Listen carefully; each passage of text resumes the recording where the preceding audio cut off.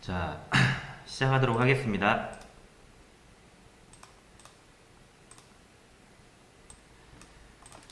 네. 어제 했던 내용 복습 좀 하고 갈게요. 이제 어려웠죠? 자, 일단 폼을 이용해서 데이터를 보내기. 데이터를 보내는 방법은 여러 가지가 있다 그랬죠? 그 중에서 가장 이제 대표적인 게 URL 뒤에다가 붙여서 보내는 get 방식. 이 URL 뒤에다 붙이는 데이터를 우리가 이제 쿼리 스트링 보통 이렇게 부르고요. 그리고 HTML에서 제공하는 그 폼 기능, HTML 폼을 이용해서 전송을 할 수 있는 포스트 방식이 있죠. 그래서 포스트 방식 같은 경우는 폼 데이터라고 해서 URL에 붙여서 보내는 게 아니라 메시지 바디라는 요청 문서가 있다 그랬죠. 그 여러분들이 만드시는 게 아니라 그 소프트웨어들이 만드는 거예요. 브라우저라든지 웹서버라든지 거기에 포함이 돼서 보내지는 방식입니다. 자, 그래서 간단하게 그 특징을 우리가 살펴봤었어요.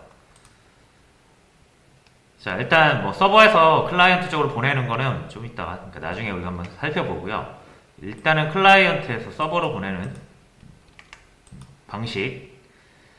일단 get 방식과 포스트 방식이 대표적이고, get 방식은 뭐 메시지 바디라는 그 문서에다 넣어서 보내는 게 아니기 때문에 URL을 통해서 보내는 거기 때문에 이제 뭐 컨텐트 타입 이런 게 없고요. 컨텐트 타입은 그 본문의 내용을 어떤 식으로 해석을 해야 될지에 대한 힌트라 그랬죠. 자, 그리고 폼을 이용해서 메시지 바디에 포함시켜서 보내는 경우에는 이제 이런 형태의 이런 타입으로 데이터를 보내게 되고요. 받는 쪽도 요거를 보고 해석을 하게 됩니다. 가장 중요한 건 뭐냐면 그래서 get과 post를 왜 쓰냐.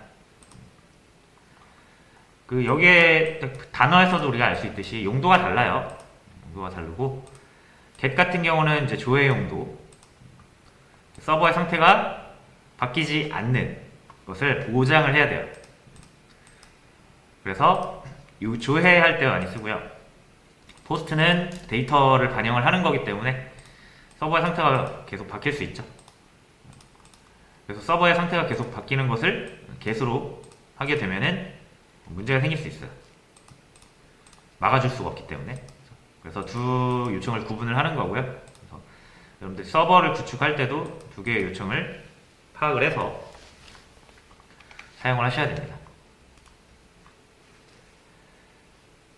자, 그리고 DB 프레임워크라는 것을 우리가 어제 도입을 했습니다.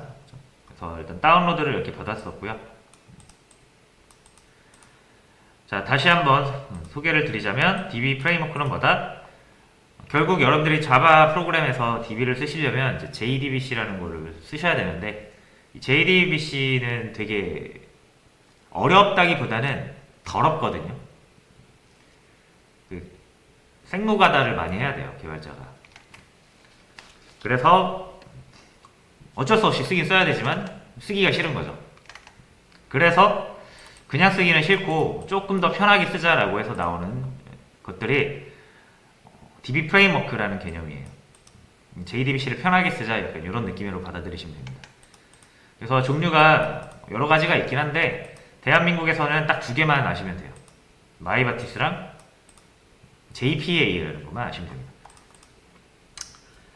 자, 근데 JPA도 어쨌든 마이바티스 이후에 나온 기술이라서 마이바티스를 먼저 여러분들 익히신 다음에 필요하다라고 하면 JPA를 익히시면 돼요.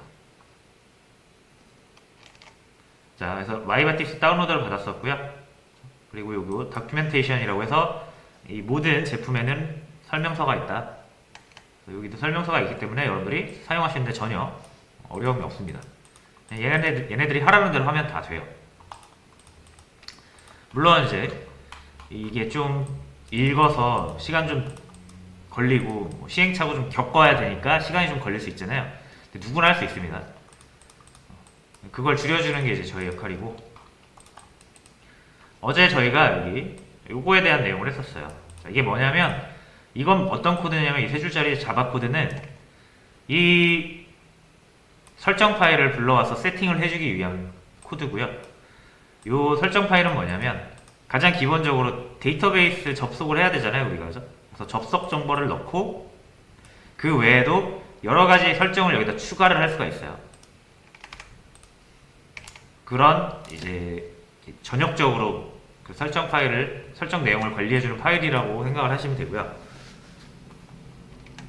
기본적으로 얘네들이 XML이라는 방식으로 파일, 설정 파일을 지정을 해놨어요. 그러니까 우리는 그렇게 써야 됩니다.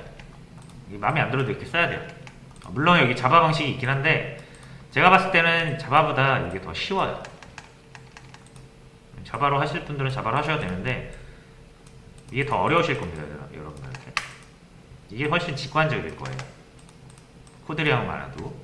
그래서 요거 XML로 쓸 거고, 실제로 XML로 쓰고 있는 곳도 아직 많습니다.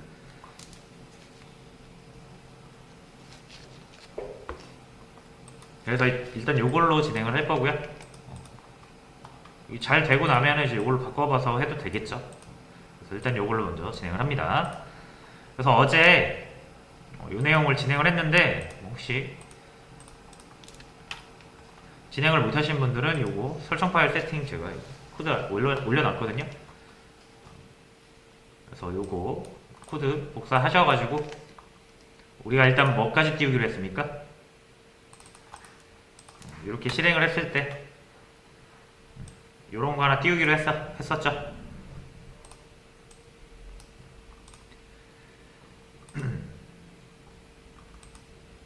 그래서 혹시 안 되신 분들은 요거 복사해서 진행을 해주세요.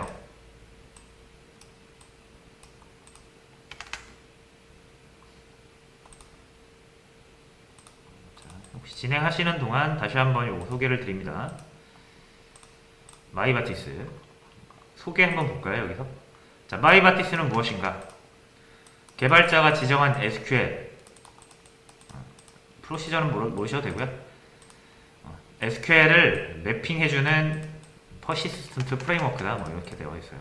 말이 좀 어렵습니다. 아무튼 뭐 그냥 DB를 쉽게 쓸 수 있다, 뭐 그런 내용이고요. JDBC로 처리하는 상당 부분의 코드와 파라미터 설정 및 결과 매핑을 대신 해준다 그러죠. 대신 해주는 애. 이게 이제 연구 결과 이 코드량이 60% 정도 줄어든다고 합니다. 이 JDBC로만 하는 거에 비해서 마이바티스를 쓰면은 쓸데없는 코드량이 한 60%가 줄어든다. 절반 이상이 줄어드는 거죠. 그러면서 소개도 아주 간략하죠. 뭐 이런 겁니다 하고 바로 시작으로 들어가죠. 깔끔합니다. 이런 내용들은 한 번쯤 읽어보시면 좋아요. 뭐 그렇게 긴 게 아니기 때문에. 자, 뭐 모든 마이바티스 애플리케이션은 SQL 세션 팩토리 인스턴스를 사용한다. 팩토리 인스턴스는 팩토리 빌더를 사용해서 만들 수 있다. 이런 게 좀 어렵죠? 어려운데 그냥 그렇구나 하고 넘어가세요. 어차피 여기 코드에 다 나와요. 이렇게. XML 파일에서 이 SQL 세션 팩토리 인스턴스를 빌드하는 것은 매우 간단하다. 그래서 이 리소스라는 유틸성 클래스를 가지고 이 파일을 읽어올 수 있다. 뭐 대충 이런 내용이에요. 그래서 이게 뭐냐 이거예요. SQL 세션 팩토리가 뭐냐. 이 SQL 세션 팩토리가 요거예요. 대신 해주는 애. 객체입니다. 객체. 우리한테 꼭 필요한 애죠. 물론 밑에 또 나와요. 이렇게 뭐하는 애들인지.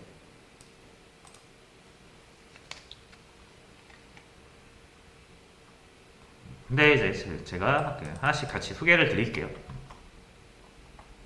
자, 일단 요거까지 되셔야 돼요.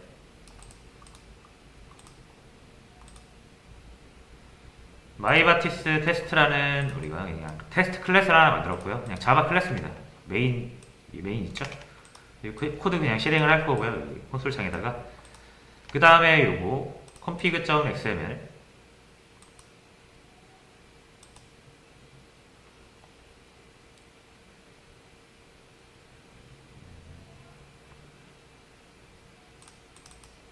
자, 뭐 여기에서 필요한 건 뭐예요? 가장 핵심적인 거 요거 4개. 요 요 4개를 잘 기입을 해주시고요.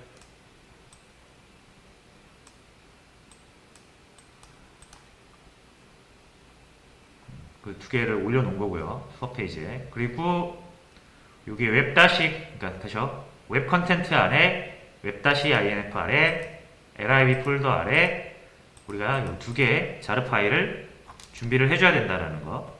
마이바티스랑 요거 커넥터 이렇게 2개를 꼭 요 폴더에다가 넣어 주셔야 됩니다. 이 중에 하나라도 빼먹으시면 이제 여기가 잘 안 나오실 거예요.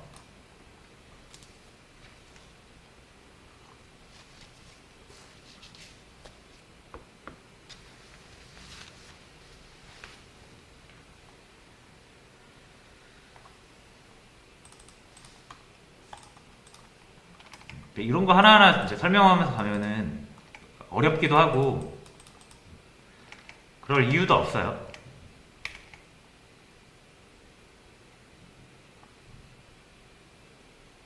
코드라는 게 결국은 우리가 정한 게 아니라 이 사용법을 이 제작자 측에서 정해놓은 거기 때문에 저희는 그냥 그 사용법을 따라서 사용만 하면 됩니다.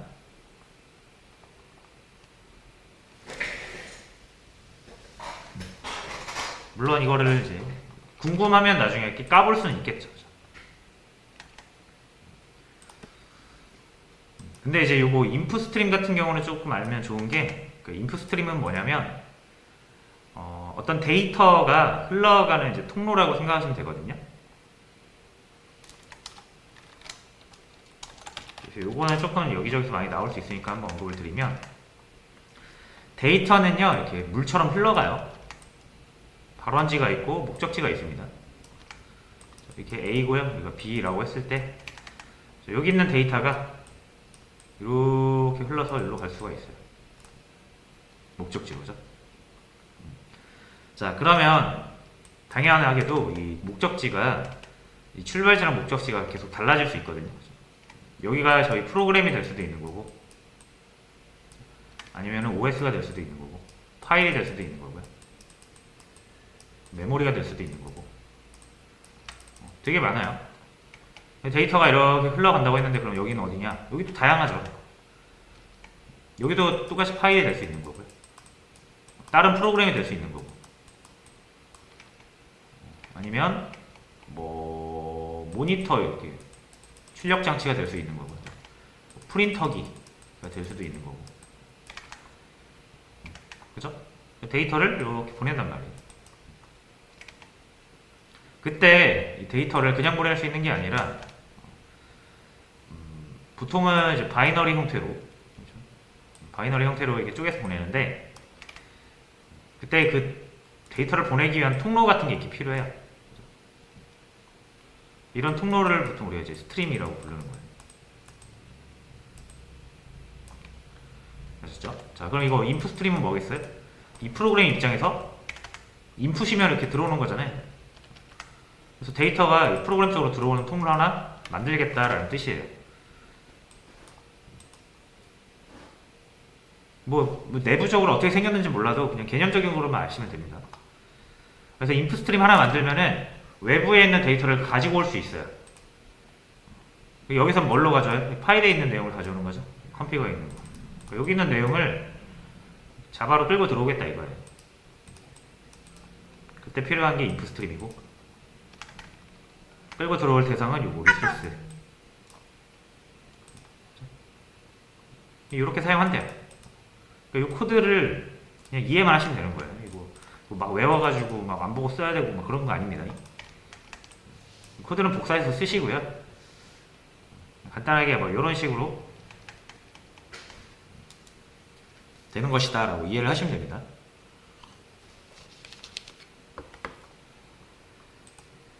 자, 컴퓨터 상태가 좀 많이 안 좋네요 지금. 자, 해서 여기 SQL 세션 팩토리라는 거 우리가 만들었죠. 이렇게 만들면 된대요.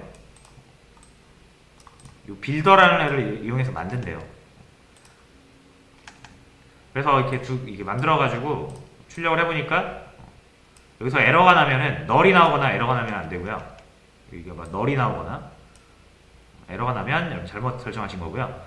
이렇게 저처럼 잘 나오면 이제 SQL 세션 팩토리라는 객체를 얻은 거예요. 사용할 준비가 된 거죠.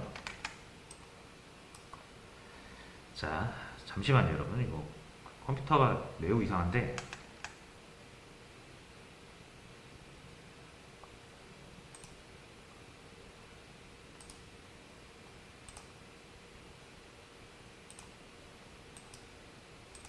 잠깐만 좀 재시작 좀 할게요. 컴퓨터가 아주 이상하거든요.